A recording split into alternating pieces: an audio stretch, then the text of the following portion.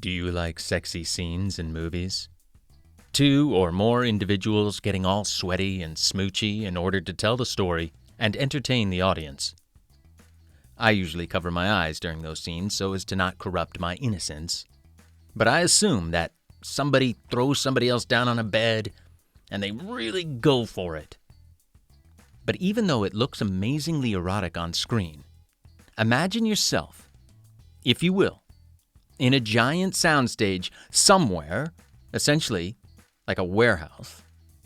You're completely naked, or almost. There are bright lights and cameras pointed directly at you while you lay sprawled out on a bed, 50-plus crew mill about and around you with no regard for you personally or professionally. And now you have to simulate intimacy with what is essentially a perfect stranger. No boundaries, no discussion, no concern for safety, not even so much as a breath mint between you. Not so sexy now, is it? Is it? I mean, obviously for some of us that sounds like amazing fun, but that's a very small select group of individuals. For the rest of us, it sounds downright awful. Anyway, that was the bad old days, and fortunately now, we have intimacy coordination. In case you don't know, intimacy coordination has very recently emerged as a crucial practice within the film industry, ensuring the safety, respect, and artistic integrity of productions involving intimate scenes. In other words, it's how sex scenes are planned, choreographed, and shot.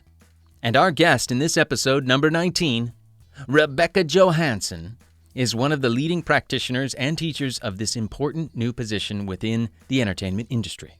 One that has been dearly missing since filmmaking was invented.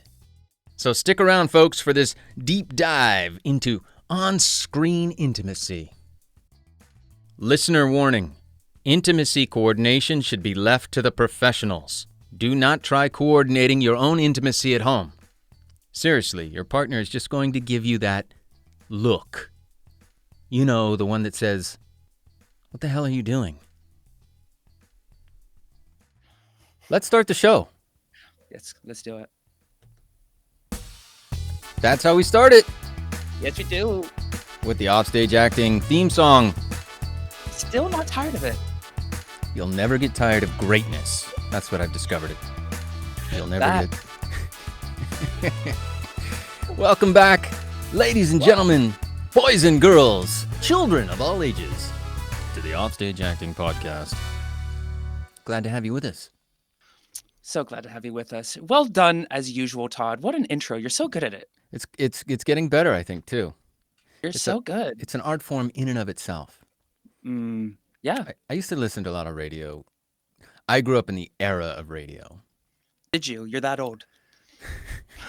Yeah, where the family used to sit around and stare at the radio in the living room. At the Victrola or whatever it's called. The big wooden box in the center room, and we'd all go with like knobs. This, sure, and it was like Little Orphan Annie. Yes.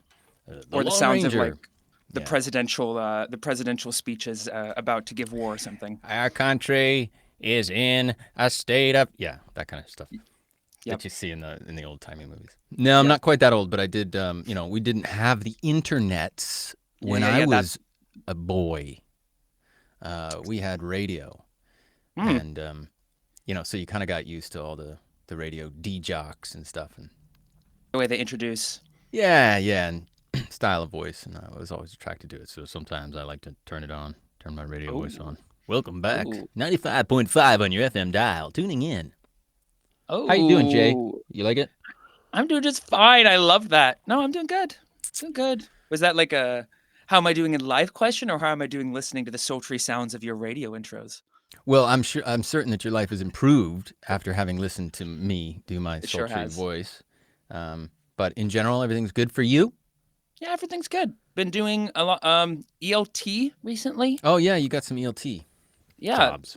English language training.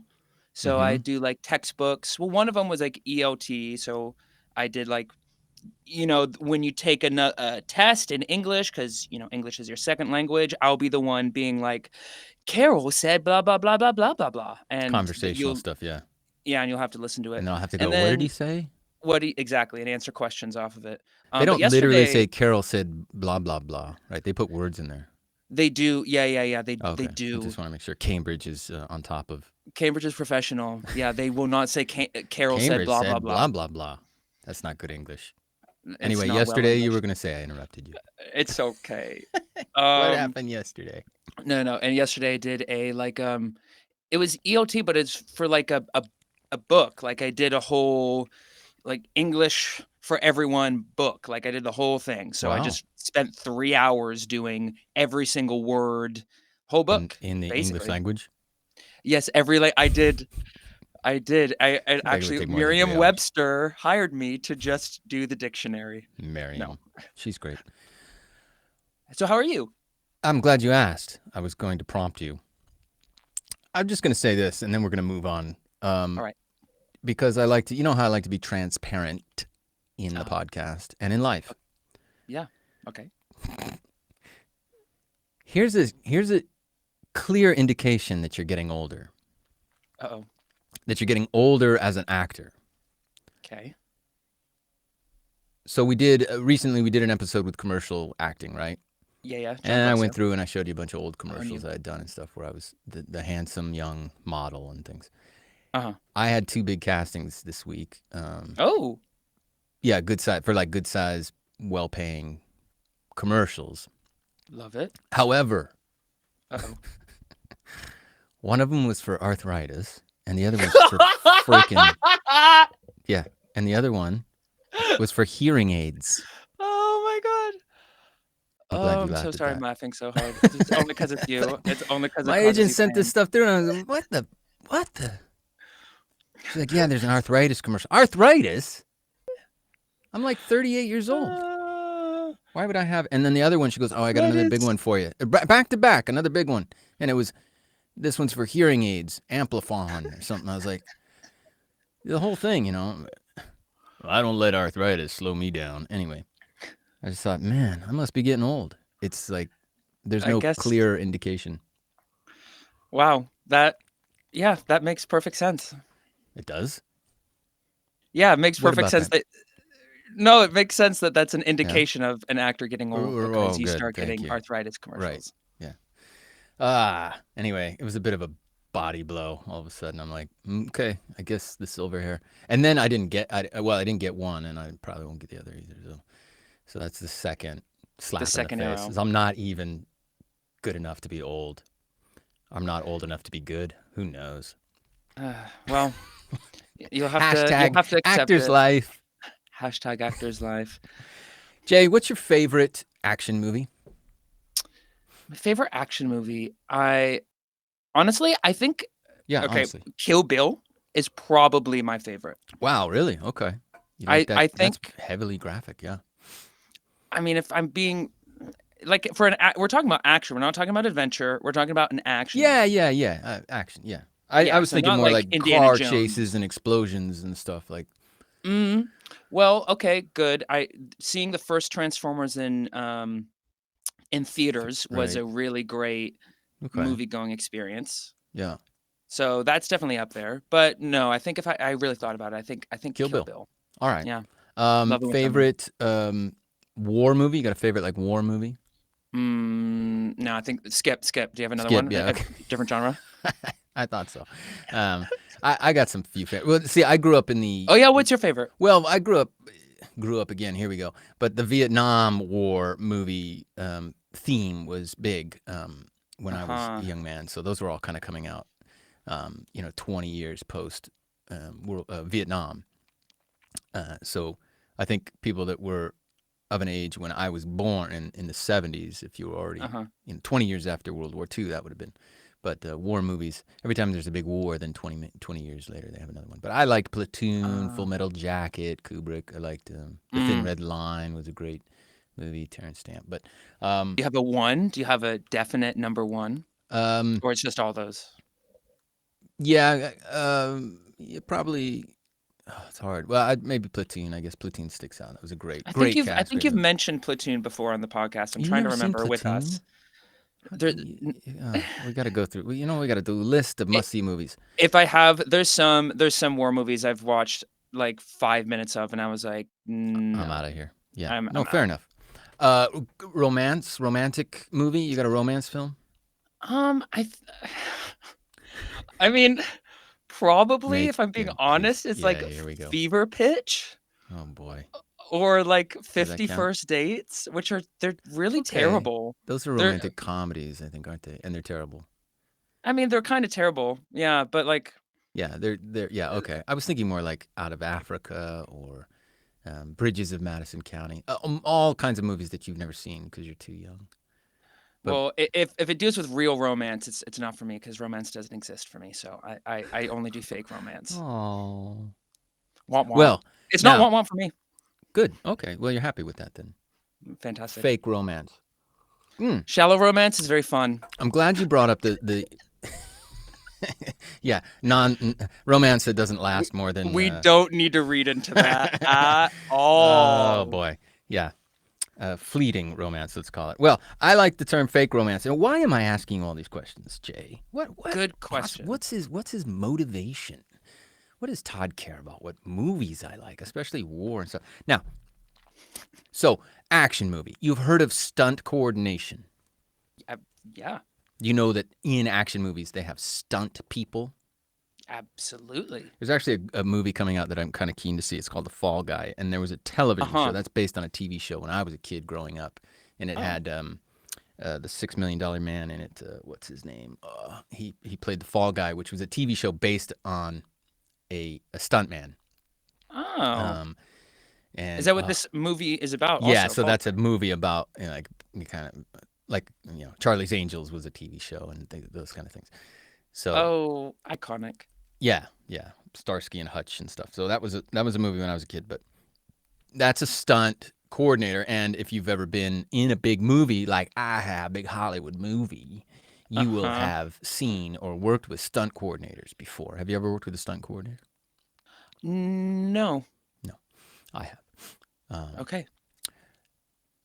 Have you ever worked with a firearms coordinator or an armory person on a movie, like in a war Uh, movie? no, but I did it on a play once. Okay. But I'm sure it's probably a different Safety, they beast. come in, they handle the Yeah, they show weapon. it, they, like, Right. they They take it handle it, they out, take blah, blah, it. blah. Yeah.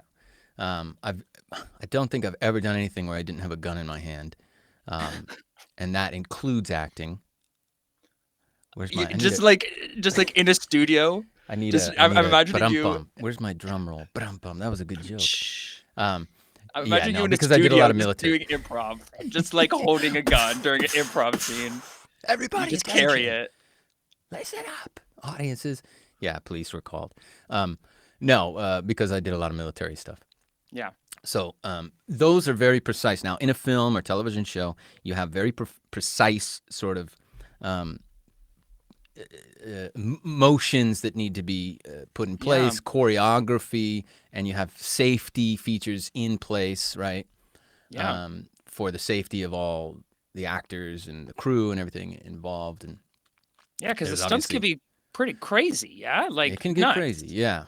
And then we have this whole Rust case with Alec Baldwin and da da da, Yes. and that's a whole thing. Bada bing, Right. yeah. So that's a clear sort of. I think everybody sort of started to understand. Oh, you have to have these kind of people on This set. is actually necessary. Yeah, and think of a movie like Kill Bill. Mhm. You have all kinds of experts in armed combat, hand to hand combat, Yes. and fighting, stage fighting. And I think because of the style, they probably go on those not cranes, but you know what I'm talking about, like those Peter Pan things, because it's very like Japanese style where like Yeah, yeah. they're elevated, right? So that's a stunt, right? Where you're Yeah, that would be being the stunt. Yeah, a elevated. lot of stunt That's a coordinators stunt. involved. Yeah, and so there's cushions and padding, and somebody comes and you work it all out so that nobody gets hurt.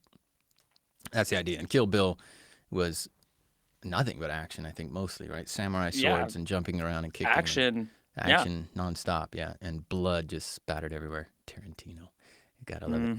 Mhm. So that handles action and it handles war movies. Did you know that Okay. I love my tests. I asked you about romantic movies. Yes. Are you going to say intimacy coordinator? I Yes, I was going to do, say Todd. intimacy coordinator. Yes, Todd Kramer. I And was actually. I even had an intimacy coordinator like coaching session at school. It's a new thing and it's good.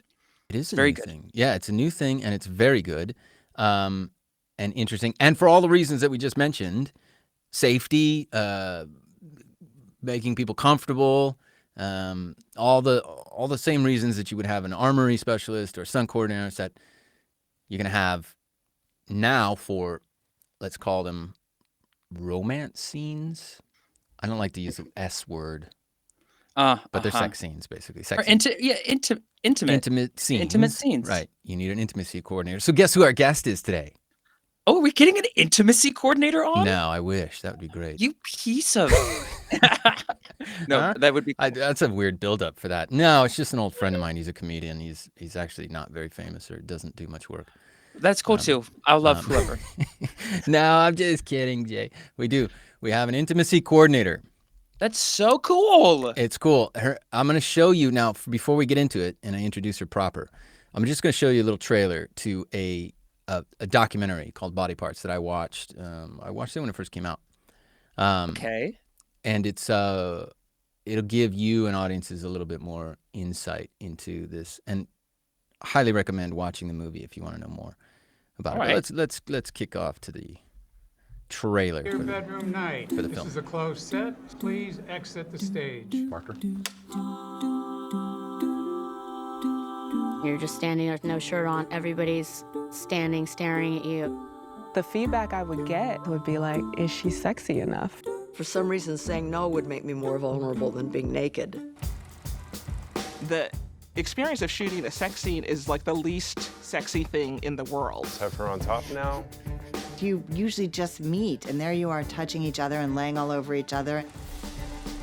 The TV industry and the film industry, we are sex ed. How to kiss, how to have sex. So many things we learn from movies, particularly when we're younger. There's a long tradition in American movies of showgirls, literally showing girls. All it is about the male fantasy. The amount of parts that say nudity required. You're being dissected immediately for your body. Did I have to be topless? Probably not. Body doubling is really hush-hush. The public would be shocked to find out how many hands aren't really the hand of the talent or the butt of the talent. A lot of requests I get from clients is to do beauty work. She's got her little mole here, and erase it. Nobody feels comfortable saying they're uncomfortable. People thought a scene was going to get portrayed one way, and all of a sudden the director has this other really creative idea. This is such a widespread problem. Today we're going to be getting to the core of what does it mean to be an intimacy coordinator. There are certain things that are not acceptable now. Sex is a really beautiful way to show things without telling them. It's a vital part of storytelling.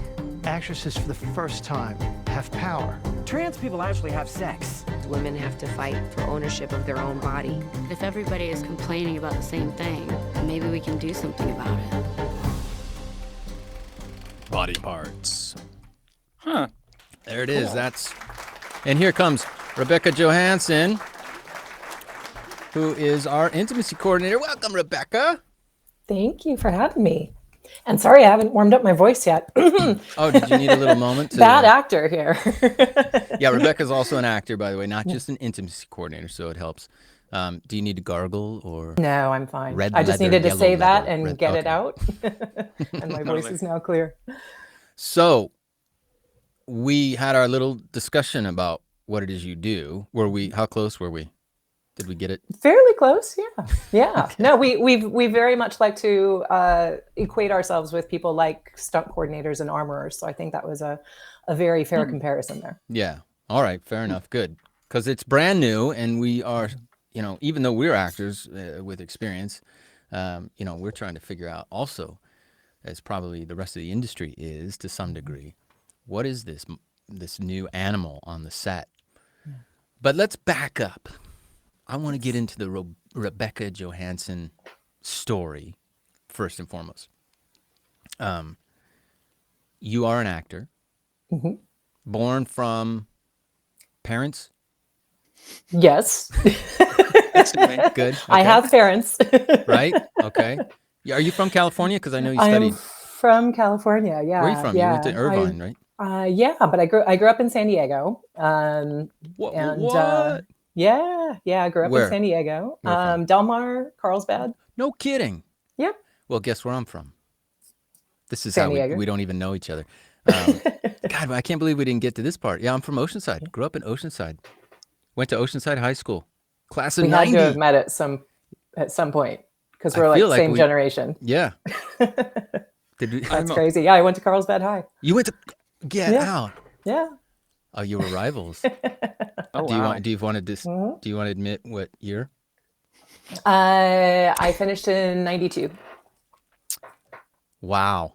I swear we would have crossed paths somehow, some way, for sure, because I graduated in 90. Yeah. That's crazy. Wow. Do you ever go back? I love the area. I'm down in San Diego right now visiting my parents because Mother's Day. So I stayed an extra couple of days. So that's awesome. Yeah. All right.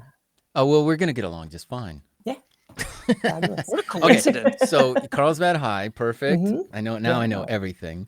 And then you shuffle up to Irvine for uni.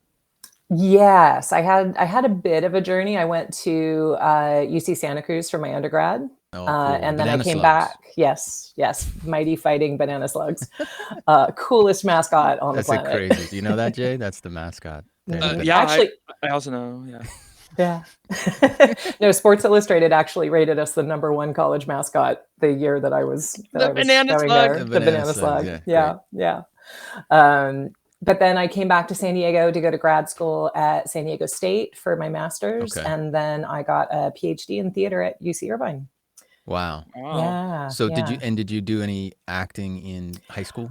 I did. Yes. Actually, my origin story is when I was about 7 years old, I could not stand up in front of a room full of people and say my name without starting to hyperventilate and having my heart beat really fast. And I was like petrifyingly shy. Right. And so my mother thought, this Chuck is her no into way a for my theater. child to go through life. And she chucked me into an acting class. Exactly.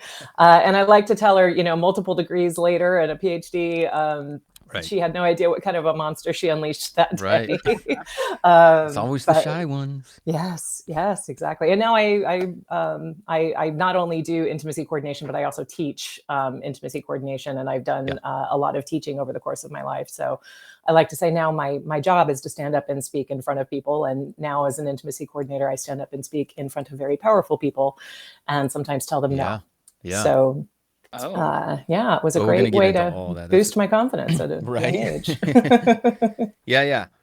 Okay, so but you decided to. I mean, how much? So you did a lot of theater, and I saw some of the stuff you did, including your one-woman show. Congratulations! Was that a success in your? Yes, actually, I took my one-woman show to Edinburgh in 2017, and by Edinburgh standards, it was very successful because the average audience size at Edinburgh is 3 people, so more than 3? I far exceeded that every night, which is great. You tripled it. That was my minimum, was a triple of that. Cool. So many nights I had double digits, which is great. You know what? It's a badge of honor and a rite of passage to do Edinburgh. Yeah, absolutely. Cool. But I have tons of friends that were in the film industry, and the momentum that the play had, because it got a lot of really positive press as well out of the festival. So I had some friends that passed the script along to some producers that took an interest in maybe adapting it for a TV show, which is what eventually brought me to Los Angeles to start to take meetings. And with what I've learned about the industry, sometimes those meetings go nowhere. But I was there in Los Angeles and looking for what the next phase of my career was going to be, because I'd given up academia. And a friend of mine introduced me to Amanda Blumenthal, who's one of the first intimacy coordinators. She was the first one in Los Angeles, who was trained to do the job to be the intimacy coordinator for Euphoria.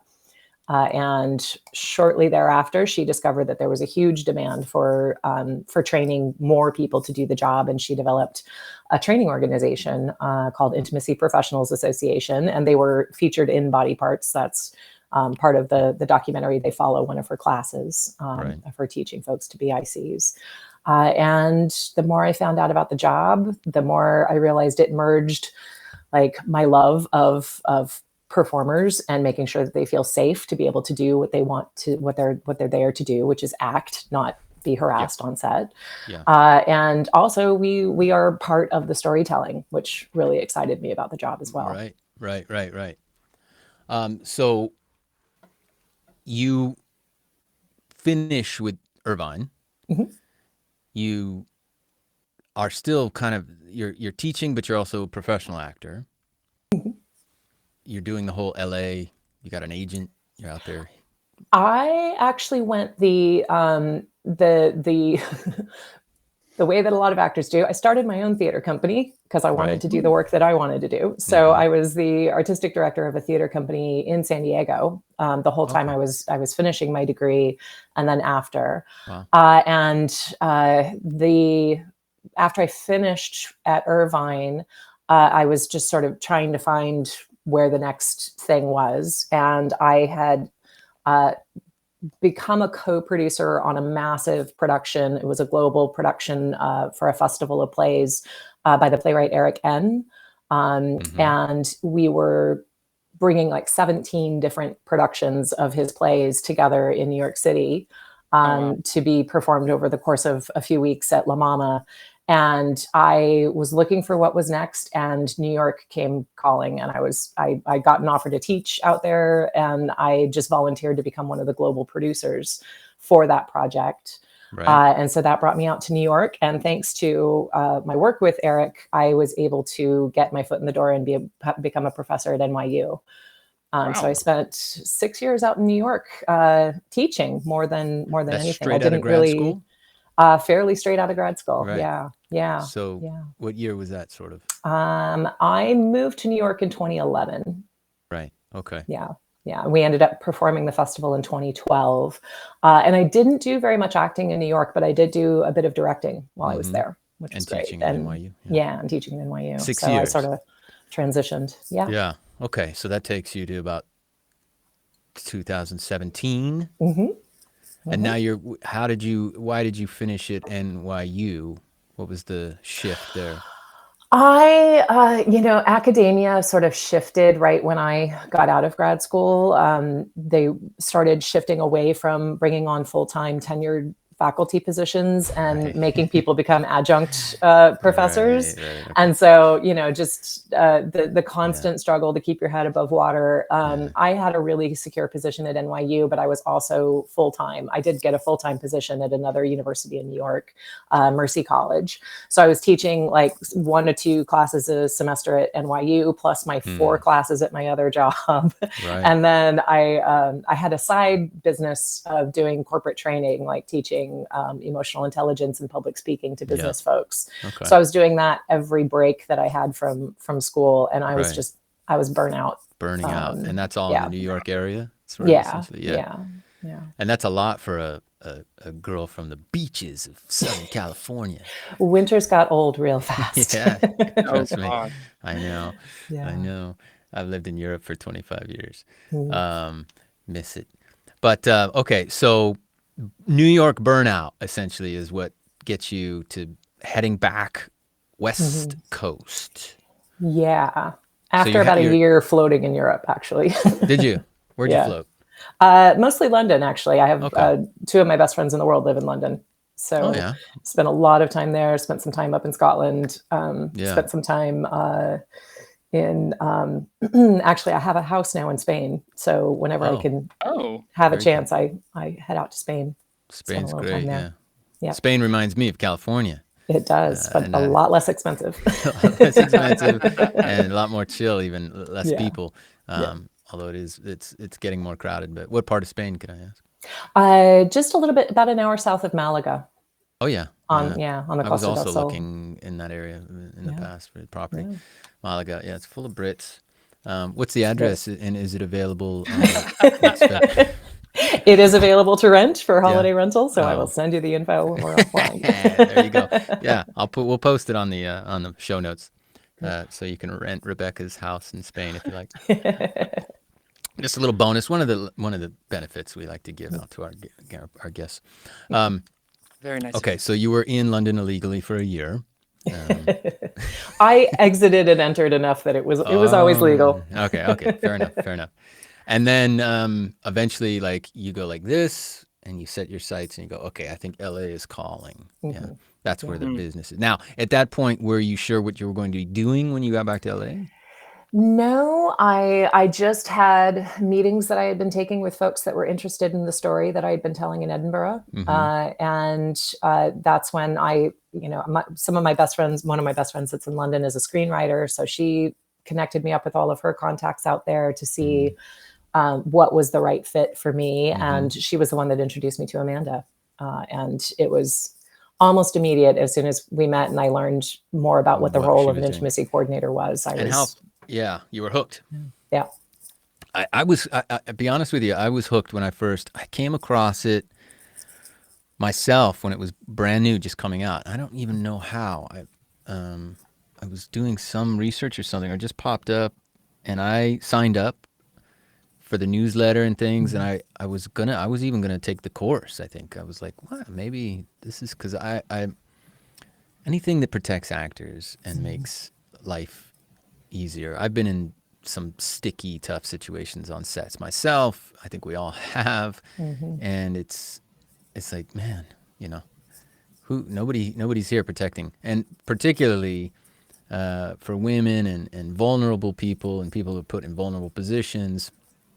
And I've heard horror stories over the years about what happens and what has happened. I think we all have. If you're ever, if you're interested in entertainment. And movies and stuff, you can go back to any of the films pre-2010, and there's usually some kind of nightmare story attached to it. The sex scene or the romantic portion of it. Even stuff like, I remember Gone with the Wind, Clark Gable had bad breath.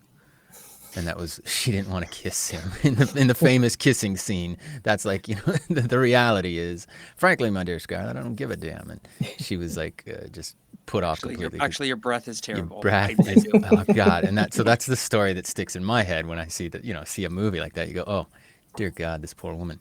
And as an actor, I think we all do that. But let me ask you this then. So you hit it off with Amanda, and you have this kind of conversation. How far along had intimacy coordination come? She had done one or two things at that point? She'd done quite a bit at that point. This was we met in 2019, like toward the end of 2019, and she'd started back in 2017. So she'd actually already trained a handful of folks in Los Angeles in the position, and it was gaining momentum, and she was getting more requests than she could handle to ask people to train them. And so one of the things that I worked with her on, because I had a background in academia and sort of designing courses, I worked with her on sort of formalizing the training program. And identifying any blind spots that she might have in areas where folks needed to be where folks needed better training around certain subjects. And then I also helped do some training in the program itself when it came to teaching folks how to navigate difficult conversations and emotional intelligence, which was all the work that I'd been doing in the corporate world prior to taking the course myself. This is interesting to me as well.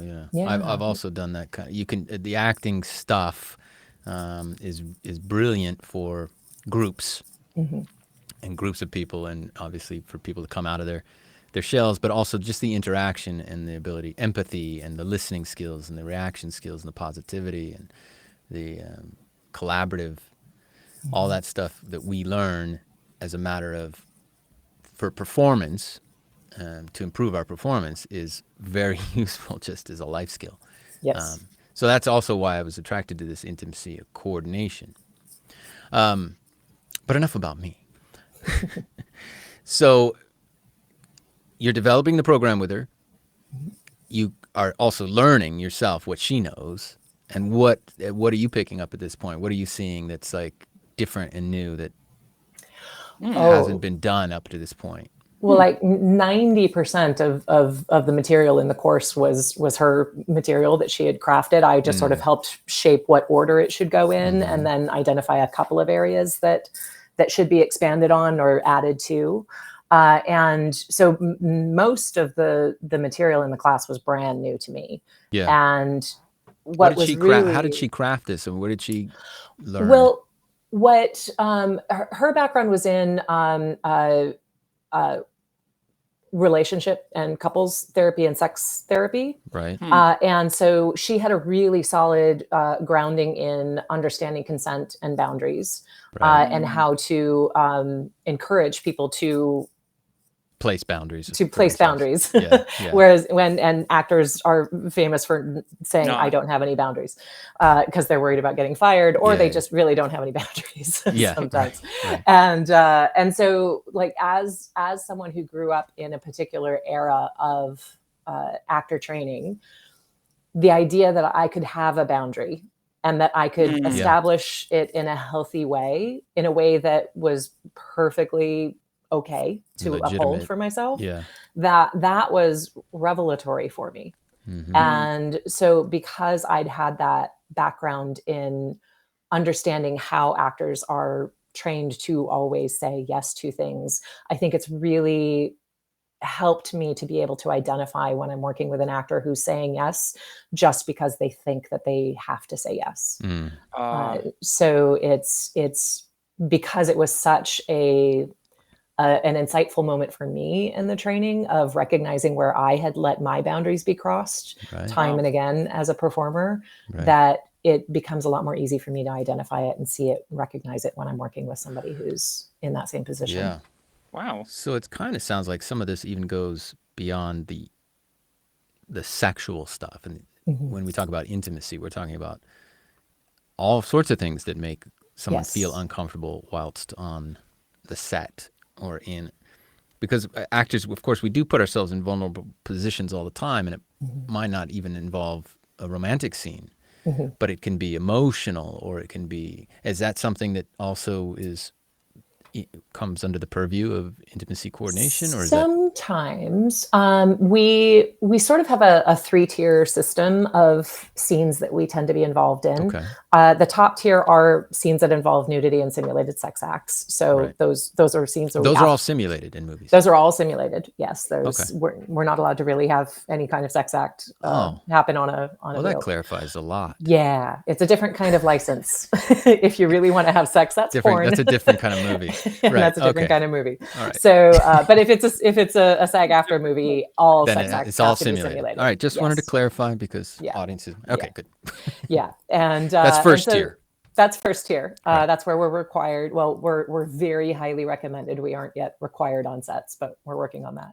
Right. And then the second tier are moments of intimacy, like kissing, like heavy stroking, groping or touching, anything involving a minor having a kiss. There are very strict laws around what minors are allowed to do and what they're not allowed to do.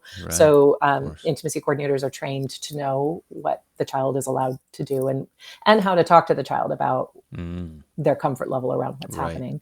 And those does that mean like hugging daddy, running up and hugging? I've had many a scene with minors where they're meant to be interacting in an intimate way with an actor playing their family member, and they have no idea who that person is. So I always wondered that watching like I don't know, John Hughes movies or something where the daddy, and you go, is that little kid coping all right with? That seems like a very young kid to have to be like, that's not your real mommy and daddy, but you're going to hold hands and. Yeah. Okay. So that's second tier. That's sort of second tier. And then the third tier is anytime an actor or a director or a producer would like the extra support. And that can be really broadly defined. So I've been on set for actors wearing bathing suits and having to rub suntan lotion on each other. Something like that, where physical, intimate contact isn't necessarily sexual in nature, but I have to touch this other person that I've never met before, and I would really like someone to help navigate that conversation. And then, or I'm not 100% comfortable in my bathing suit. Can you watch the monitor for me and help me adjust my posture so, my belly doesn't show, those kinds of things. So usually the scene does have to have some form of intimate contact or bodily exposure with the costume. Physical touch. But there are there are a couple of new professions that are coming up that are even newer than intimacy coordinators. And I think one of the most interesting and impactful is the role of the mental health coordinator. Right. And they are usually they are trained therapists. They're actually mental health professionals that are trained to work on film sets to support actors and crew members anytime you're filming something with intense emotional stakes that could be potentially triggering to anyone performing it or watching it be performed. They can also help with accurately representing mental health crises on camera. So like if if a character is having a mental health crisis, they can help the actor understand what that would look like in real life. Wow. And then just in general to support. So where the definition of what our job is ends, that could be space for a mental health coordinator to come on and support. Mental health coordinator as well. It just boggles the mind that this stuff hasn't existed up until now. Because when you put it in perspective, I was just thinking a murder scene, and we have plenty of those in movies. What does that trigger for a crewman, an electrician on set, and he's just running cables around, and all of a sudden doesn't even know what is in the script. Yep. And then there's a graphic murder scene that, who God forbid, could trigger something, or anything else, some violence, and there's nobody on set to help someone cope with that. Yep. It's just bizarre. Wow. So maybe we do it this way. Rebecca, I'm a director. Okay. But I'm also acting in the movie. And I've got an intense sex scene with Jay. And it's graphic, right? Jay's already thrilled. He's thrilled. I mean, it's hands-on. Jay's, despite how he really feels now that I've mentioned it, he's excited, but let's just say he's apprehensive. I get you. Now walk me through the steps. I pick up the phone. I say, "Oh, the script," and my producers and everybody, and they go, "You need an intimacy coordinator for that." And I go, "I don't want one because I'm old school. I got like a cigar," and I'm like, "That's a bunch of nonsense." Yeah. But anyway, you're hired. You show up to set, and where do we go from there? Oh, so much happens before I show up to set. Oh, okay. Yeah, actually, being I send on you the set. script. Yeah. So by the time I get to set, you might not actually see me do a whole lot. If you're like a crew member, you might not. The actors will definitely observe me doing a lot of work on the day, but it might not look like I'm doing a whole lot because I've done most of what needs to be done in prep.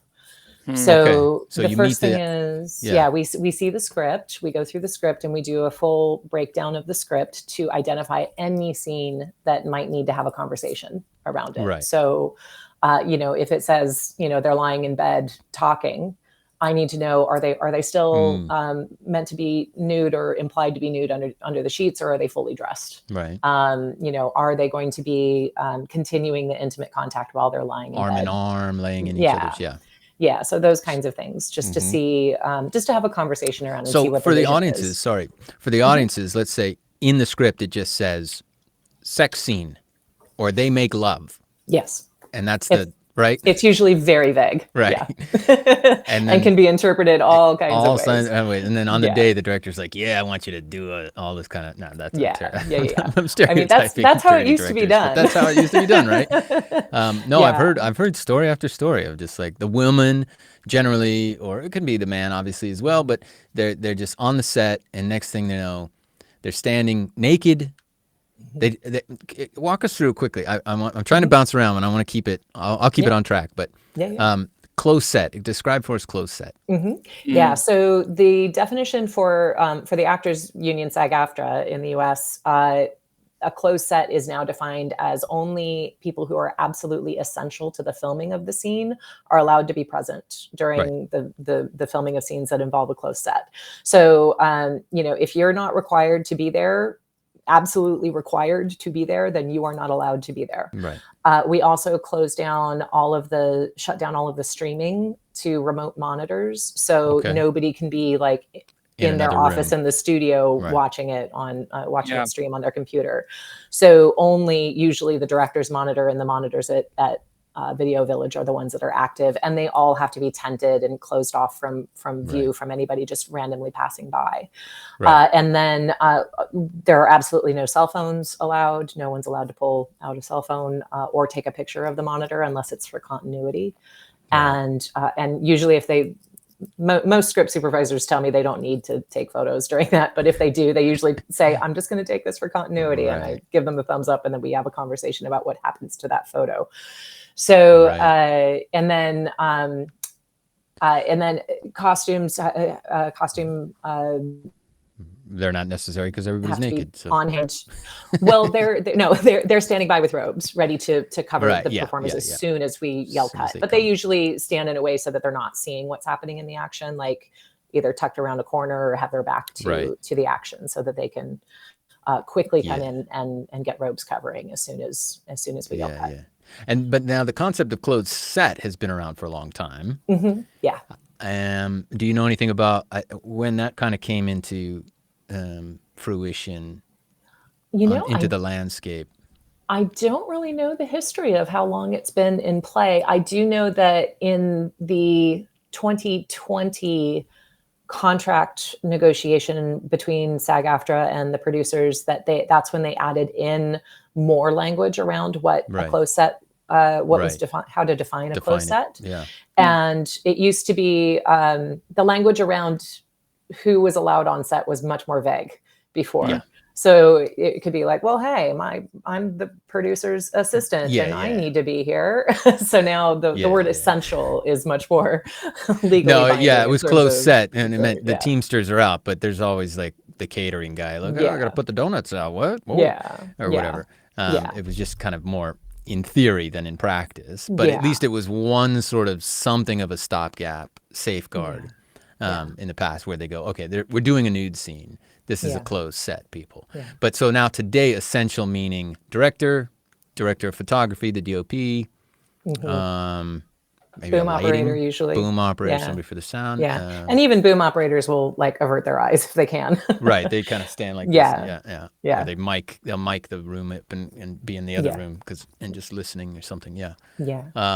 So literally 3, maybe 4 people. Including yourself? Yes. Standing there just staring.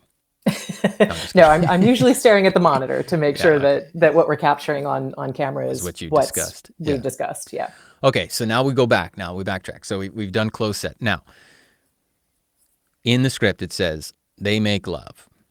And in the past it was just show up to the set and they might close the set. But now you have an actress who's like, what is this part? And he goes, we're going to do, and it goes way overboard from what they were expecting or thought. Now there's nudity being thrown at them. Oh, you got to take your top off. Come on. It's, whatever. They're being coerced, right? They're thinking, I'm talking about back in the day. They're thinking, I got to pick up the phone and call my agent. This isn't right. They're being pressured. But like you said, they want to be saying yes and not being blackballed in the business for being difficult or marked as being difficult, blah, blah, blah. So we end up with a lot of unfortunate circumstances where actors, male or female, are put in uncomfortable positions, forced to do things or coerced to do things that they didn't want to necessarily do, and then have sort of regrets around it for the rest of their life as the film is like now exists forever. That's the old days. 2017, 2019, and beyond, in comes Rebecca Johannsen or some other intimacy coordinator, and that love scene, they make love, now becomes what? Well, now, after we do our breakdowns, we have a meeting with the director, and any relevant person on the crew. So sometimes the DP is involved in that meeting. Sometimes, always, I have the first AD on the meeting. Right. Yeah, sorry. No, that's cool. Just for... So it's usually the director, the first AD. Sometimes the line producer will be on that call as well, and then or the production supervisor, like whoever's going to be coordinating with production for all the legal stuff. And sometimes costumes is on that meeting as well. Sometimes I have a separate meeting with costumes. And I just walk the director through all of the scenes that I flagged in my script breakdown. And the director shares with me if they could have anything that they want for that scene, if the actors were willing to do anything that they want them to do, what would that scene look like? And so they can describe their vision to me, and we go through each of the scenes. If they haven't really thought it through, then I have to have a follow-up meeting and say, okay, I can't talk to the actors until you tell me what you want for that scene. And they might say, so I'm the director now, and we're planning this sex scene, one big romance scene, let's say. And I say, I want, this is a tender scene. It's not too graphic, but I do want, close-ups, and it's soft lighting, but I want it to be intense. Am I using some of the words that might be used so far? Yeah, absolutely. I would love for them to both be topless, but I don't have to show. And now we get into nuance, right? Yes. How much of the breast is going to be exposed, the underside, the side, how much of the male, or going down the waist, right? Are we coming up, down? Yep. Is it literally like kind of just you break it down into body parts, right? I absolutely love it when a director comes that prepared to my meeting. Okay. Sometimes that doesn't happen. Sometimes that doesn't you have happen. to coach them a little bit to go. Yeah, well, I have to pull it out of them. I've worked with directors when I'm like, so what kind of a kiss is it? It's a kiss. Yeah. I don't know what you're talking about. It's a a kiss. dirty. Well, it's a dirty. It's like, well, is it a soft, Sanchez. gentle, romantic kiss, or is it like I have to devour you right now kind of a kiss? Yeah. So they so try to sometimes swallow I have each to other's prompt them. tongues. Yeah. So sometimes I have to prompt them to get them to. And they might not have ever had through. an imagination, right? Probably not. Yeah. Sometimes I've met with directors that have never really thought through what it is that they want for the scene. So my vision for this is Jay and I making out slowly, softly, slow to start, biting of the lip, and then just a gentle. Jay. Oh my God. And then some light peck, and then we go for it. But I want it like 30 seconds. And now that's your job to go, okay, I got to go back to the actors and I have to have a discussion. This is what the director wants. Yes. So we meet with each of the actors that are involved in the scene privately. Right. Usually either a Zoom. I prefer to do a Zoom call with them, but if a phone call is all we can do, then that's all we can do sometimes. Right. But I like to have a Zoom call because I like to be able to see their face. Both at the same time, let's say. Just if individually. Okay, individually. Individually, yeah. Because, an actor, when you have one-on-one time and nobody else is on the call, then an actor can then share with me, I'm not really comfortable with being in this scene with this particular person. So, or, this person has a habit of like reputation eating tuna fish sandwiches for lunch and then coming at me with a kiss. So, you wouldn't tell them they have bad breath in front of them. Yeah. You do it in private. I mean, Craft Services has fettuccine garlic Alfredo on the menu. Well, that's why I come armed to set with an arsenal of breath mints and is that like the makeup girl has a kit where she pops open and you've got I've got a whole bunch of different options for fishing tackle box filled with Altoids and pretty much toothbrushes, mouthwash, Listerine strips, deodorant. So deodorant, all kinds of personal hygiene stuff. Wow, okay, that's a legit kit, huh? Yeah, you carry it in a box like a first aid kit. Yeah, well, it's I actually have a Zuko kit. So it's like a full like rolling kit. Moving, like a movie thing. So the 'cause makeup girl has her and you roll in with yours. Yeah. That's fun. So because we have to have like modesty garments, we have to have barriers, we have to have adhesive, all kinds of personal hygiene things. Depending on what we're shooting, we might bring knee pads or a pad to put on underneath somebody's knees. And like there's all kinds of crazy things. And wait a minute, what? I don't get it. Poor Jay. He's too young for this stuff. Too young? Yeah, my I had to ears explain. are burning. Jay's like taking notes feverishly. Wait, what? Feverishly. I had to explain to my partner the other day. I explained what a merkin was. Oh, yes. Jay, do you know what a merkin is? I don't know what a merkin is. Merkin. It's a weird way of saying American. I'm looking it up right now. Rebecca, would you like to take this one? It's a pubic wig. Yeah, so it's a wig. It's a wig for the pubic region. So that way, a lot of actors feel more comfortable being quote unquote fully nude if they're wearing a merkin, because it's not really them. Mm-hmm. Oh, you wear it like a thong, sort of G-string. It's very nude, but it sort of sits in the region, and it mimics actual pubic hair. And so I think I pointed it out at some point in a movie we were watching, and I was like, that's a merkin. Merkin. That's so fake. That's a merkin. She's like, what? Little things you pick up. So now back to our scene. Jay gets on the phone with you and he says, I want to lick his face. I think that'd be great. I want to just lick him up the side of his face. Everywhere. Right. Let's just go with face for now. Yeah, everywhere in the face. Everywhere in the face. Okay. Now, you've got a challenge, right? You've got to handle that somehow. Well, usually what that conversation looks like with an actor is them sharing with me, yes, I am comfortable with that, or no, I am not comfortable with that. But then you have to take that back to me, the other actor, and go, okay, and the director. Yes. Right. So now we're talking about a series of conversations that are kind of pinging around, and everybody's giving ideas and things. Yeah. So when you get a script and you're working on a film or a television show, you might. This is now I'm starting what you understand what you were saying before about I don't just show up to the set and we go for it. Like it's. So you might have to have dozens of phone calls and back and forths. Yeah. To really, Usually it's not that many. Usually, well, Jay wants a lot of weird stuff. Yeah. So I mean, sometimes we do. But we usually come to an agreement about what the general parameters are of what the scene is going to look like, and we have a full understanding of what everyone's boundaries are. So, yes, I will show. The side of my butt, but not the full, the full backside of my butt. I will.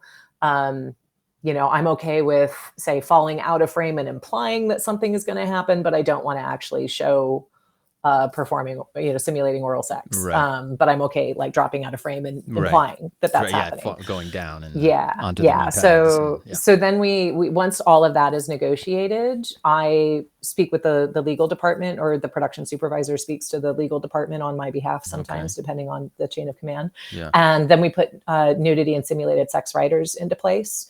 And so the language that goes into those writers, into those contracts, comes out of the conversations that I have with all of the performers. Right. So one of the really wonderful new rules that came in 2020 around simulated sex scenes is that we now have to get those writers to the performers 48 hours before we film the scene.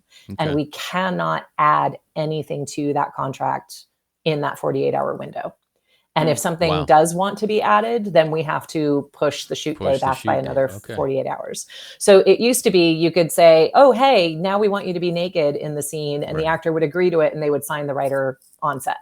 Right. So the 48-hour window gives actors time to process and really have conversations with their reps, have conversations with their friends or their partners, and come to an informed decision about whether or not they want to sign that writer and do that. Because once we capture it on film, it's out. It's out there, right? And you don't. It's have actually so recourse. Important. You take things like that. You have to think about it. Like you don't just immediately know the answers to everything. You have to think about things. So that's really cool. That's good. Especially in this day and age with the kind of social tech and things that it didn't used to be like that, where things immediately show up and spread like a virus over the internet. If you did a sex scene in the 80s, people would see it in a theater. They would cut it out when it came back on television and kind of gone in a flash. But now it's ubiquitous.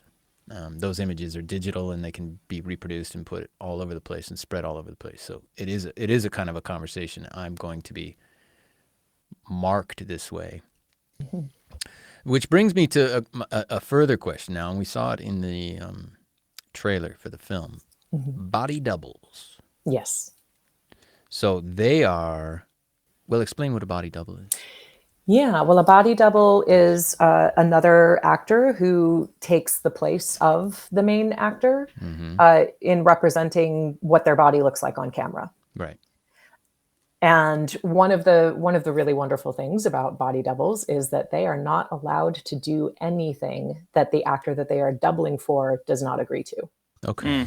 Which is a wonderful protection put in for them. So you can't say have an A-list actor, female actor, refuse to show her breasts, and then production can't just fly in a body double and have that represent it. Say this. Yeah. So both the actor that they are doubling for and the body double have to sign off on the nudity writer before anything can be shot. And of course, the body double isn't being exposed for the actual person. So are they more like?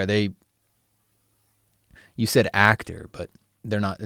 I assume they're also just models or good-looking people, or people a lot of time they are actors themselves. Yeah, I've only ever worked with one body double, and it was an actor that was already working in another role on the production because we didn't have very much time to find somebody. So, and it was somebody that had already done some other scenes that I had been involved in. So. So I haven't worked with very many body doubles in my career.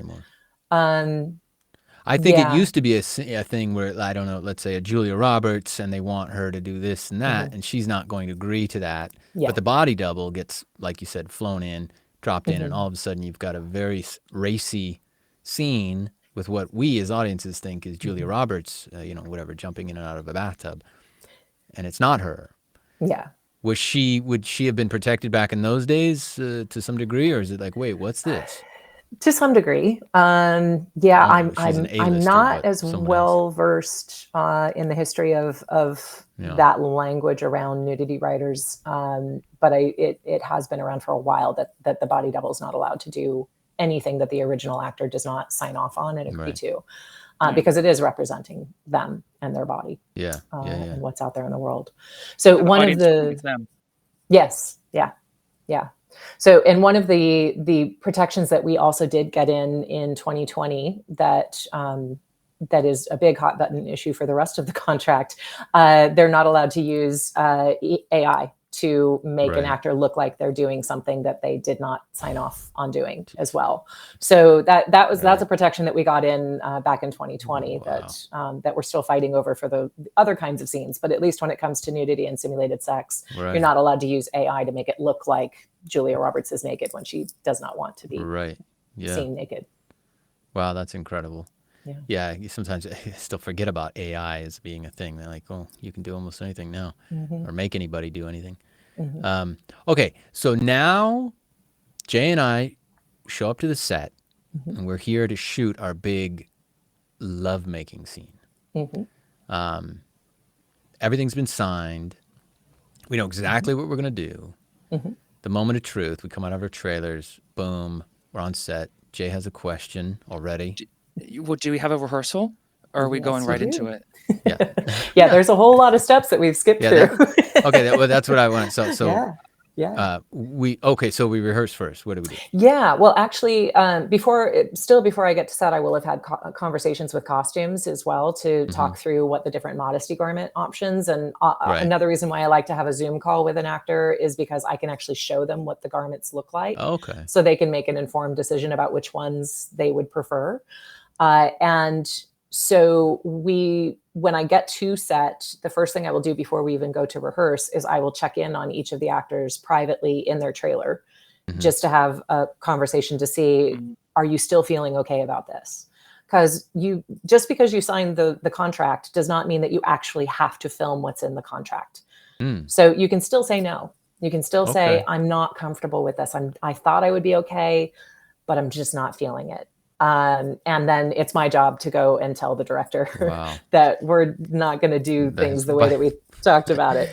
But I mean, another part of my job is to provide the director with other options to get the same story told while still working within the actor's boundaries. So, you know, there's always a million different ways to shoot a scene. And you've had those moments. I've had, yeah. And sometimes it's just the actor feels nervous. So when we get to set and we start to rehearse, then they're like, oh, okay. Like, I think I was just feeling a little anxious. I think I'm comfortable with this now. Or they get to set and they rehearse and they're like, yeah, no, I really, really don't want to do it the way we talked about it, let's figure out something else in rehearsal. So we do go to set to rehearse fully clothed. And we choreograph it the way that we would like a dance sequence or a fight sequence. So it's no emotion, just this is how we get from point A to point B, and then your hand is going to go here, and then their hand is going to go there, and then we move to this position. So you slowly choreograph it beat by beat, so that everybody knows exactly what to expect, where a person's hand is going to be placed, you know, when they're going to be touched, where and how. And then we go back to the trailer and get you into your garments and our modesty garments. Your modesty garments, if they're required. You know, we shoot a lot of scenes where we're not showing anything, so we can. Right, you can just be underwear, basically, or something like that, or just or even sweatpants. Sweatpants, right? Shorts or sweatpants, Okay. So. What kind of things, in your experience, makes people the most uncomfortable? Actors. Yeah, good question. Good question. Not knowing. Just lack of information. Okay. And I like to say that a lot of people's anxiety over filming these kinds of scenes comes from the fear of the unknown. And my job is to bring the unknown into the known. Right. So especially worked with a lot of directors that are very uncomfortable talking about sex. And so they hem and they haw and they don't really know how to articulate what they want. So it's my job to pull it out of them because I'm much more comfortable talking about sex than they are. Generally nerdy people. And so a lot of times it's the anxiety over the lack of communication or the lack of awareness about how something is going to be done. And I find that the more knowledge actors are armed with, the more comfortable they are moving forward with the plan that we've discussed, or the more comfortable they are saying, oh, okay, now that I know that, now I know I don't want to do that. But let's talk about what we can do to get the same story told. Essentially, your job is communication more than anything else. And that doesn't surprise me now that we've had this conversation, but I think most people think it's, I guess even if it's stunt and armory like we talked about before, it's similar, but there's a lot of safety protocols and things in place. But there also should be some level of like, are you comfortable with this and you feel okay? But you are opening up lines of communication, and you're just essentially acting as the liaison. Yes. Between. Or the coordinator. Coordinating, but that even sounds like that. That to me, that's why we jumped right in with like, okay, you get to the set and you start coordinating, right? It sounds like a choreographer almost in a sense, but essentially what you're doing is facilitating communication primarily, and that's what brings people ease and comfort and security, and it's so powerful, isn't it? Yes. The power of communication. Jay, you got some questions, buddy? What would you like to know? I did have one question. This brings us back to a while ago, but it's very relevant. Okay, now we're back in the situation with me and Todd, right? But what if it's me, right? I'm the actor, right? I'm just little old Jay the actor, and Todd's the director and the producer and like the lead actor, right? Paying the bills. And he's paying everything. He's the one that hired me. He's the one that cast me. Right. He's famous, blah, blah, blah, everything. After I've read the script, I've actually looked over it, and I'm like, I want an intimacy coordinator, and there isn't one on set. But I don't have the authority to hire one. It's not my money. And I might even feel I'm intimidated to ask Todd, Mr. Kramer, about this, because it's not, I don't have the authority to, or even to ask. And maybe you did ask me and I go, what do you need that for? You don't need Yeah. I'll coordinate the intimacy. So there's a few really key important things to know, especially if you're working on a union production. Non-union gets a little dicey. Yeah, but there's no one to protect you, isn't there? It's just... Well, yeah. So one of the really great protections that just went into the recent SAG-AFTRA contract is that in scenes involving nudity or simulated sex, producers have to make what's termed "quote unquote" best efforts to employ an intimacy coordinator for any scene that would trigger a nudity or simulated sex writer. And best efforts is actually a legally binding term. That means that they have to prove to the union that no intimacy coordinator was available to be with you on the shoot day in order to fulfill the requirement by the union. This is brand new language, so not very many people know that this is the new rule. Right. And it also states that no actor can be retaliated against for requesting an intimacy coordinator. Right. So the way that you would go about doing that, I would say, would be to go through your reps and have your reps call the line and have your reps call the line producer and say, Jay wants an intimacy coordinator for this scene. But you haven't seen a lot of pushback from the industry on this on any level, have you? I mean, what would be the pushback? Money? Financial? Yeah, I mean, and mostly the areas where we're not being brought in as regularly now is in indie film, just because they're so tight with the budget. Right. I did just give a talk to a bunch of directors at Film Independent, directors and producers at Film Independent, which is an organization that supports independent filmmakers, where I really outlined why you're opening your production up to liability if you don't find the money. Like in the long run, finding the money to pay me to come on and support your production is going to cost you a lot less than a lawsuit from somebody having from you sexually harassing Jay while you're filming your sex scene. Right. So we're working rapidly toward the day when we are going to be required the same as stunt coordinators. And it's taken a little bit of time to be able to support that happening. So when we first started working and we first started trying to build in more protections in the union contract, there physically were not enough intimacy coordinators in the world to meet the demand if suddenly SAG-AFTRA said, you have to have an intimacy coordinator. And so now we're, several years down the line, we've been training a lot more people. We've been getting a lot of people trained all over the world, in parts anywhere where film happens. We're trying to make sure that there's at least one intimacy coordinator nearby that can support that production. And so the biggest pushback has been money from the independent film world. We also do have pushback from, say, old school directors who say, I've done a million of these scenes, I'm fine. And, I always think in the back of my head, I guarantee you haven't done more scenes like this than I have. Right. That's all I do. So yeah, we get a lot of those old school like directors who are worried that we're going to interfere with their process somehow, or that we're going to get in the way of their creative vision. And I think, again, that's a lot of lack of awareness about what our job is. Yeah, I guess the impression is that you're going to be standing in the back somewhere in the shadows, and as things are rolling, you're going to step forward and go kind of waggling your finger and going, I can't do that.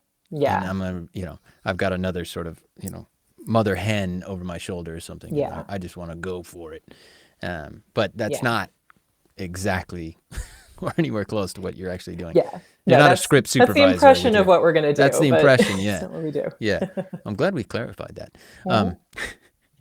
Because there is that image of the script supervisor who's usually going, excuse me, you missed something. Now, you talked about the training. So let's go into that. Let's shift over. Like I said, I was seeing the training stuff come through, contemplated it myself. I think what happened was, I think I even signed up, and I did sign up, I think, and then the pandemic hit. And I don't know what. But I was just curious anyway, to look at it. So what is somebody who, if someone's interested in becoming an intimacy coordinator, what do they end up having to do? So there are several training organizations. in the US, the UK, Canada, and Australia, as well as India now has a training organization that we're affiliated with. My organization is affiliated with IPA. And IPA. And those are the organizations that are accredited now by SAG-AFTRA as institutions that meet the standard that SAG-AFTRA wants intimacy coordinators to have in terms of the rigor of their training programs. So if anyone is interested, you can go to SAG-AFTRA's website and take a look at their intimacy coordinator resources, and they'll list all of the organizations that offer training. Every training organization has a slightly different approach to how they go about training. Some organizations do it in sort of phases, like you can sign up for all of these courses online, and then when we get to the advanced stuff, then we'll vet you, we'll interview you, and we'll see if you're a right fit for the job. And then we'll only train like this, a few people at a time to move on to actually becoming working intimacy coordinators. Right. My organization, Intimacy Professionals Association, we only do like the training all at once. And so we accept applications once a year. We're just finishing up our interview process for this year's cohort. And we interview folks and make sure that they're a right fit at this time for the program. A lot of people are drawn to doing this job because they've had some kind of incident happen or some sort of trauma happen that inspires them to really want to support actors. But if they haven't dealt with that trauma and they are still really easily triggered by it, then they aren't going to be the best person to support folks on set, because if they're getting triggered, they can't help somebody else who's getting triggered by something. So we try and vet and make sure that if somebody does have something like that in their background, that they've healed from it, that they've done the work to be able to handle being on set in those situations. We look for people who have the right amount of experience in their background, either through, having spent a lot of time in other roles on set. A lot of people come to us from costumes or from makeup or from stunts, or they've got a really strong like therapy background and, those kinds of areas. And then our training program is 17 weeks, meeting once a week online. Yeah, it takes a lot to learn how to do the job. And then we do like an in-person element of it for about 4 or 5 days where we teach choreography. So it's quite a rigorous training program. There are, I think, 7 or 8 different areas that SAG-AFTRA has identified where people have to be competent in order to become a certified intimacy coordinator. And our program covers all of those areas and a lot more that we also think you should be proficient in addition to the minimum requirements that they've established. Right. I think I part of why maybe I was like more apprehensive a little bit was because I'm a man. And I thought, they probably people more comfortable with a woman in the role. I don't know. Do you get a lot of male? There are actually a few very successful male intimacy coordinators, mostly in the UK, actually. And they've worked on some major projects. The more, I think there is definitely a tendency to prefer women in the role, mostly because it's been women who have been largely harmed in the past, and they do feel more comfortable having a female intimacy coordinator. But like when you mentioned at the top, like different kinds of action movies, there are different requirements for different kinds of productions. So there are productions where it's, 2 men in a scene together, they might actually feel more comfortable with a male intimacy coordinator. And I think the more we're doing education in the industry, particularly around reassuring male performers that they are allowed to have boundaries too. They are allowed to not feel comfortable and say no to things as well. And a lot of the times when I meet with the men that are involved in the scene, they say, "Oh, I'm comfortable with anything, just whatever she wants. Just let me know what she wants, and I'm happy with whatever her boundaries are." And I've had to sometimes help them to identify, hey, so are you comfortable taking your shirt off? And then they have a think and they're like, oh, yeah, you know what? I don't think I do. Yeah, like I don't like, maybe if it's a character driven choice, then I can take my shirt off. But I don't think I do want to gratuitously just take my shirt off in the scene. So the more we're encouraging male performers that they're allowed to have boundaries too, I think there might be more of a need for male intimacy coordinators to support them as well. Mm-hmm. But yeah, there is a bias toward women in the industry at the moment. Yeah, it just seemed like a more of a feminine role, which I think is unfortunate as well, maybe for now. But I thought, yeah, from a comfort perspective, or a perspective of someone who's, because that's sort of the concern, and certainly in the past, the predators have always predominantly been male. Usually. In this, yeah. Not always. Not always, but predominantly. So you mentioned vetting a client. So now Jay comes to you and he goes, I want to be an intimacy coordinator. Tell me, am I good enough? Can I make the cut? And you go, Doing a great impression of me. Yeah.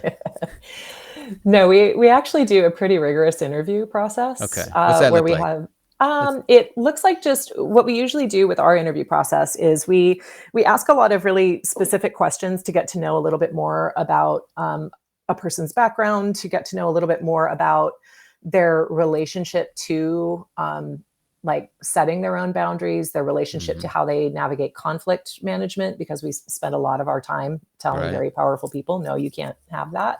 But yeah, we have to know that somebody has enough like conflict resolution skills and emotional intelligence skills to be able to navigate those spaces. We make sure that you're open-minded about sex and gender, and that you're, we are not the sex police. We're there to make it look really good on camera. So we have to know that you're okay with talking about sex. I don't think you should do that. It's just dirty. Yeah, that person who has those kinds of thoughts about sex is not a right fit for this job. So, and that you're open to, like, we are also advocates for the LGBTQIA+ community on set. So we have to know that you're open to supporting and learn. If you don't know a lot about gender expression and sexuality, that you're open to learning about it. And then after we get through that part of the interview, we present candidates with a few different case studies of here's a scenario, what would you do? To get a sense of what their natural instincts are for how to navigate some fairly common challenges we find ourselves in on the job.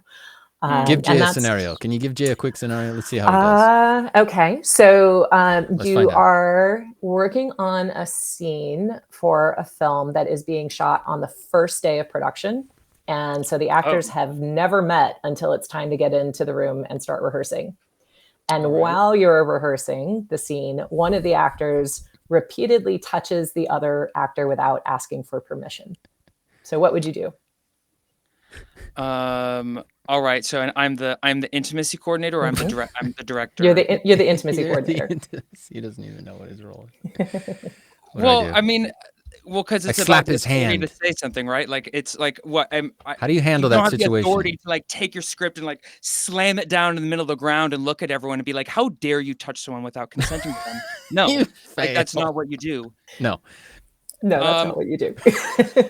No, well, I think most likely you would need to, if it didn't, like, if there wasn't anything noticeably terrible about it, you would need to clock it to be talked about later. I don't imagine you would stop the meeting at the moment. It'd be something that you need to discuss with the director and other people about, being like, "Hey, I noticed this. Was this okay?" Or actually be like, we need to actually go through maybe like a get together of sorts, like a meeting. Have a like a party. Maybe we'll have we'll have cupcakes and where, like, I think where we all get on the same page. I mean, where everyone. Here's what I would do. Can I tell you? I'll tell you this is what I think you should do. You take the offending party and you pull them aside and have a conversation, and you talk about boundaries, and you talk about comfort and making people feel comfortable, and not in a way that shames them or embarrasses them, but that highlights the environment that we're in, the situation we're in, and the professional position that we're all in at this point. And that maybe it might be in their part of their persona and their personality to be affectionate and physically affectionate and touchy-feely with people. And that's great, probably with their friends and other people. But here we are in a professional environment, new people. We're trying to build a safe environment, comfortable environment for people to work in and function in, and then see from there the reaction and where things go, and if they get it, or if there's going to be some difficulty. If there's difficulty, then you will have to escalate probably that, and then take it up to, more of production and directors and things like that. Oh, I'm seeing a lot of nodding from Rebecca. Did I pass? That's definitely an approach you could take that I think would be effective. Yeah. Thank you. Yeah. There's a few different ways to handle the situation, but as opposed to the party with the gathering. I do think that if that behavior is happening in the moment, you have to find a way to stop it from happening. You have to stop it immediately, of course. Yeah. You have to pull the offending party. But I think you're absolutely right. There has to be a way to do it that doesn't shame them for having done it. Yeah. But just reinforces the boundaries and reinforces, hey, this is how we're gonna. What are some other ways? Our day today? Oh gosh. I mean, just generally, not give free training to everybody right now, but no, I mean, we like one of them might be on your first meeting with the director that for a project you've just been brought on for. They make it clear that they absolutely do not want you there and they want you to stay out of their way. So what do you say to the director?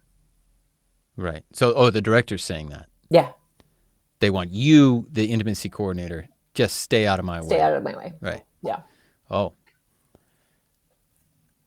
That's where you take the script out, the contract, and you shove it under their nose and you go, how dare you, sir? Jay, do you want to handle that one? That's a hard one. I don't want to have any of these. I want to hire an intimacy coordinator. I think at this point you're talking about diplomacy, really, and sort of almost negotiation tactics, and that's a lot of psychology involved. So you're having conversations, as you said many times, with very powerful people, and having, especially if they're older. And maybe that's why someone like Jay, who's not quite of the same era that we are, Rebecca, wouldn't do as well. Do you find it to older people going into this intimacy coordination? It varies. Older, I mean, what we look for in candidates as well is that they have a confidence level and a maturity level to be able to be a department head. On a film set. Yeah. And so, I've interviewed a lot of really, really, really wonderful folks that are just out of college or just out of uni, and they're wonderful and they've done all the right things that they should do up to this point, but they just don't have the life experience or the supervisory experience to be able to hold their own against, an A-list director or an A-list actor. It's a lot harder to tell an A-list actor, hey, stop doing that if you don't have the life skill, the life experience and the confidence to be able to do that. Absolutely. But that doesn't mean that somebody who's in their early 20s doesn't have the ability to do the job. There are lots of people who have been successful in the job, started in their early to mid 20s because they had a maturity to them that they could hold their own. I wouldn't have had it. It's rare. Yeah, I wouldn't have had it at that age to face off to some, I don't know, let's say Oliver Stone, let's say, and go toe to toe and go, can't do it, buddy. Sorry, straight up, and let's talk to the, if we have issues, let's talk to producers and let's have a sit down because we can't go any further. That definitely takes chutzpah, I'm gonna say. Yeah. And courage and life experience and stuff. So, no offense, Jay. No offense taken. But it's all right. What do you think of this whole thing, Jay? I think it's good. I think it's great, and I think also what was really important when I think you were talking about earlier about being intimate is about it's not about you guys have to talk about sex. You guys have to be comfortable with these things because actually the job is to make it good and make a piece of art. Yeah, that's what we're all trying to do. Is we're all trying to create something. And what I really liked when I did my intimacy coordination workshop at school, which again, this wasn't a workshop and about how to be an intimacy coordinator. It was about what it's like to work with one and what it means to be on set with one. Is that, a thing about boundaries is you just go to each person and say, like, what is it? I don't feel comfortable you touching me in this way. And you would like touch it on yourself where you don't want to be touched on the other person's body. Right. And so and the whole point was that, like, actually boundaries make you feel more intimate with the other person. People think that intimacy coordination, like, I don't know if I'm speaking out of turn, but like people think intimacy coordination is about taking the intimacy out, but it's actually like by becoming more like aware of the boundaries and like aware and knowledge of what's going on, what you're not comfortable with, like actually the intimacy, like I felt way more comfortable with my scene partner. I was able to express the intimate things that the scene would have allowed. And that's what I think is most useful about it, because it helps make a great piece of art. Great. That's great. That's absolutely a nice way to put it. Yeah, I think one of the things that I like to reiterate around having these boundary conversations with performers and having a clear plan for the choreography, it's kind of like if you're trying to, my mother's an artist, so I've been thinking about this lately. If you're trying to paint something, you don't just start putting paint on a canvas and see where it goes. You sketch it out. You figure out, you create an outline for what it's going to look like, and then you can really explore in more full color once you bring the paint into it. So when actors know what the clear parameters are, what their clear boundaries are, we're going to get from point A to point B here. My scene partner is fine with me touching them here, but they don't like their ears touched. I know now, like, the lines within which I can paint. And now I can relax and I can actually act and do what I'm hired here to do, which is to tell a story through my character and my character's relationship to the other characters. And so if you're worried about, oh, is this person how is this person going to touch me when we get to this point? Then that's where your mind is. Your mind is not on being in the moment in your character. Yeah, absolutely. Yeah. I watched some of these older movies from the 80s, 70s, 80s, 90s. And I almost feel sorry for the actors in general, and particularly the woman usually, because you just think, ooh, you can almost see it visibly in the scene where it's like, oh, she wasn't expecting that, or man, that's a bit rough, or, and she didn't give permission to do all that business. I remember watching the Doors movie, Oliver Stone, and I think I watched the making of. Remember when DVDs had like extras? Yeah. And you could, and I was watching, I think, the extras on that. I love the movie. Doors fan, and there's a scene in there, and the woman that played the witch bride of his, Jim Morrison, she said essentially that they were shooting, and she said it candidly. Check it out sometime, maybe.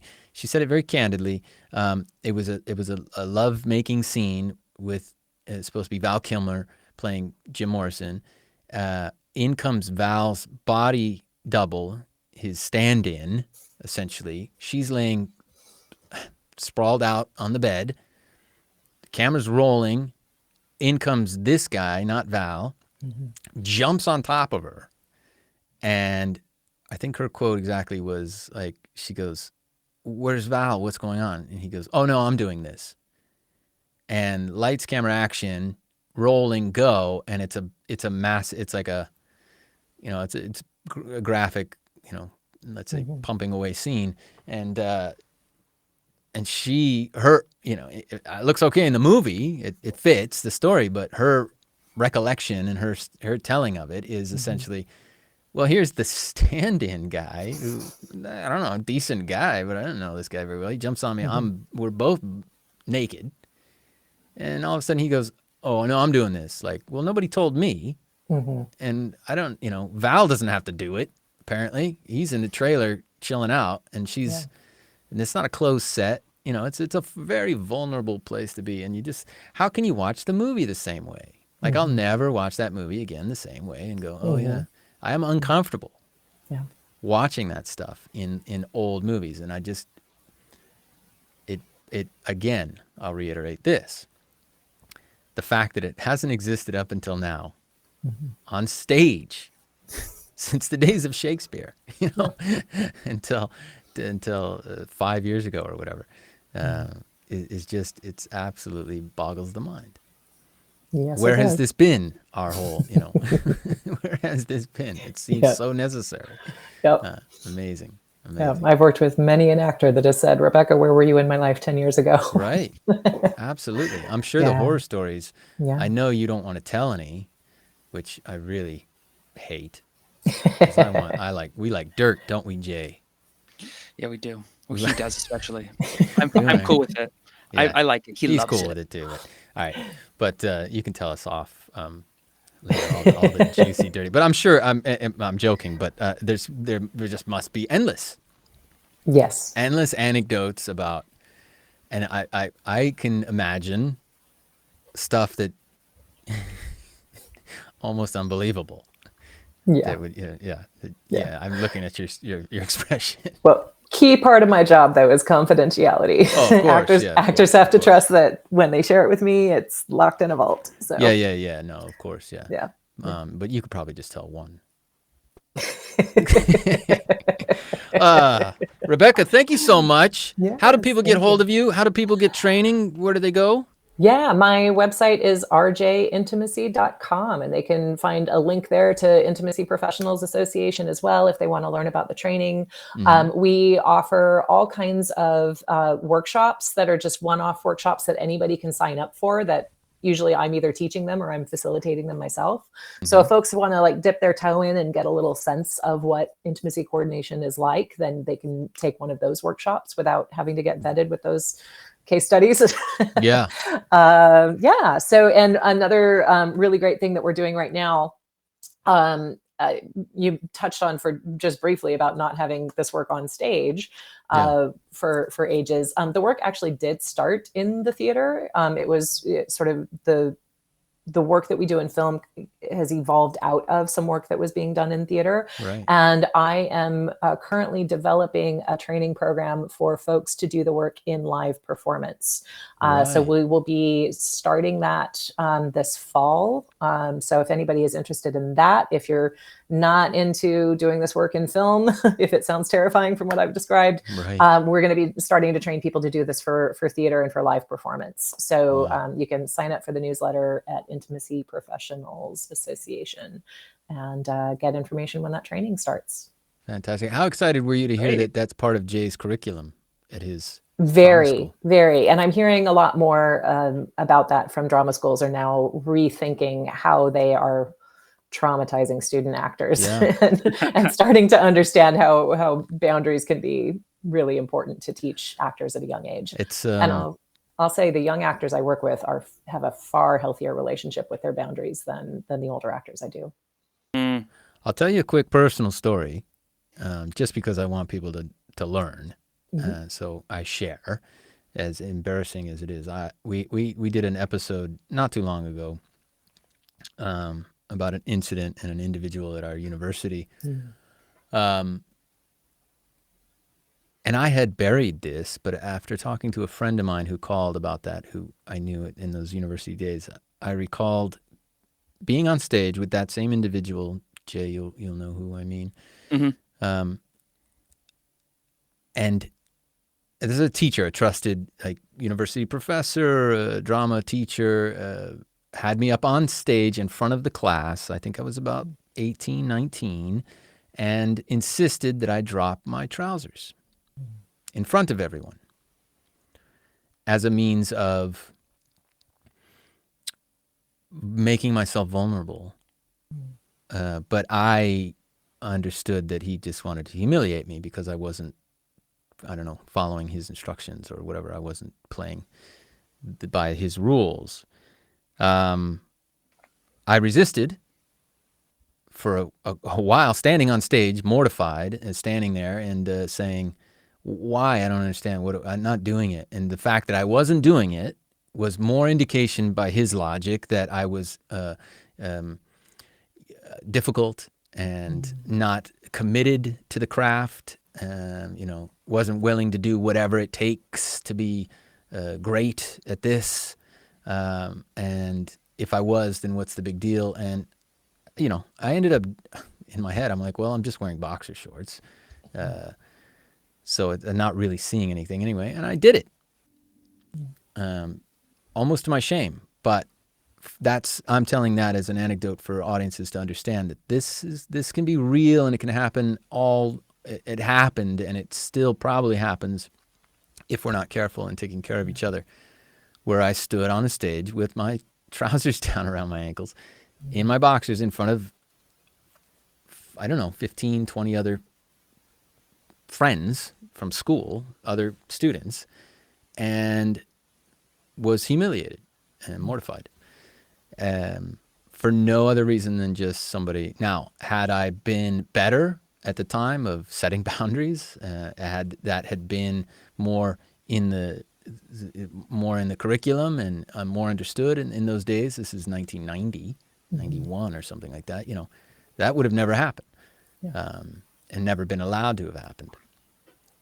And I would have also had the tools and things necessary to have prevented even getting to that point. So that's just a personal story, but interesting. And I had buried it. I was reminded of it. This is, many years later. Then I thought, oh, you know what? Yeah, this is the kind of situation. This is what can occur if we don't put these kind of safeguards in place and have someone that liaisons and coordinates between those in power who have a vision or want to accomplish something, and those who are the creative artist on the other side of that, who are there to try to develop and produce that vision. Yeah. So. Yeah, I mean, with all of my years in academia, I've been reaching out and speaking to my former colleagues that I taught with about what I'm doing now, and we're having some really fascinating conversations around there are some schools that are very much in keeping with what's happening out there, and then there are other schools that are like, we know that we're not doing it right, and we don't know where to start. Right. So that's another area that I'm exploring developing is going into acting schools and schools with theater programs and performing arts programs, and working with the professors there to understand what is your power dynamic between yourself and the student, and and how do you unlearn everything that you thought that that should be done in an acting program, and instead help reinforce helping students uphold boundaries. Absolutely. Wow. Yeah. How things have changed. Well, we support you. We support the whole effort here at Offstage Acting. It's vital work. You're doing vital work, Rebecca. Thank you very much. Thank you so much. Jay, anything else? No. Thanks for coming on. That was really great. That was amazing. Thank you so much for having me. Yeah. We're going to have people come check you out. We'll put everything in the show notes, and Great. Let's see what the future of intimacy coordination holds for everyone. Great. Yeah. Thank you so much. There's your small clap to say goodbye. Thank you, Rebecca. Thank you. We'll see you soon. We'll talk, hang out if you want. Jay and I do our little post. Little post. Did I bring it down at the end? I felt like it got a little... It's all good. I think we're all having a good time, and we're all heavy. sharing stories. And also, like I think Rebecca says, she's used to it's part of her job. Like she talks, I think, she's used to these things. That's a mild story. She's like, She's like, oh, okay. Oh, she's sweet. Like, Oh, that happened. Oh, no. Okay. Poor guy. Yeah. No, she's heard all kinds of stories. I really want to get into the dirt. You want the tea. You want the. I just know that it's out there. It's just because I know it's out there. I don't need names. I don't even know that. I don't need to know the film and stuff. You can tell. Like I said, anyway, you watch an old movie, and there's tons from the 80s. Yeah. It's like they all have Michael Douglas in them and stuff. But there's a great scene in it's Birdman. That's the name of the movie, right? About Michael Keaton. Have you seen this film? Yeah, Birdman, yeah. And there was a great scene about there's an actor who was like, I only get aroused on stage, and like on stage he goes and like has this like in front of hundreds of people, does different choreography, and like goes off and does his own thing. This is in the movie, and the movie is based off of like things that have happened. Yeah. So know that like things like that happen.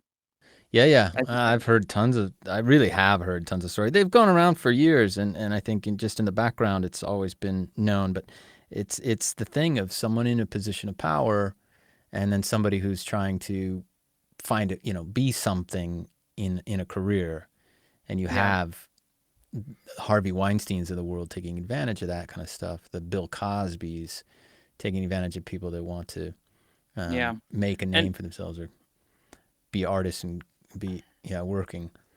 And then just the times, people just being tone deaf and not understanding.